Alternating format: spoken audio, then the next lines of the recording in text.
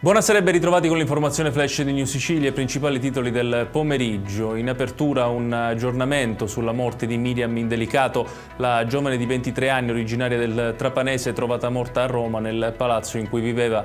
I familiari erano arrivati nella capitale convinti di assistere alla sua laurea, ma dai primi accertamenti la ragazza non risultava più iscritta all'università dal 2024. Sul caso indaga la polizia.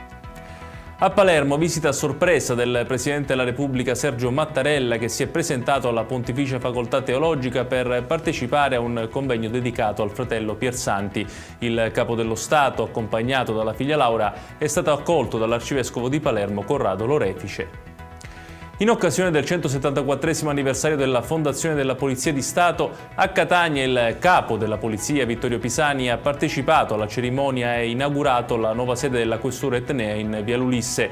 Nel suo intervento il questore di Catania, Giuseppe Bellassai, ha ringraziato lo stesso Pisani per il sostegno dato al progetto.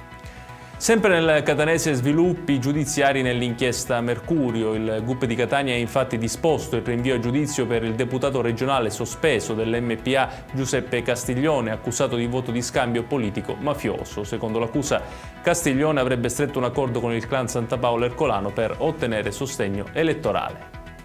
A Messina la direzione investigativa antimafia ha sequestrato un'impresa edile del valore di circa 2 milioni di euro ritenuta riconducibile alla famiglia di Barcellona Pozzo di Gotto. Secondo gli investigatori la società, nelle mani di un soggetto già condannato in via definitiva per estorsione aggravata dal metodo mafioso, rappresentava un possibile reimpiego dei proventi del clan.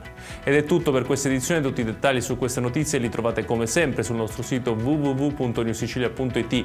Grazie per averci seguito e buon proseguimento di serata.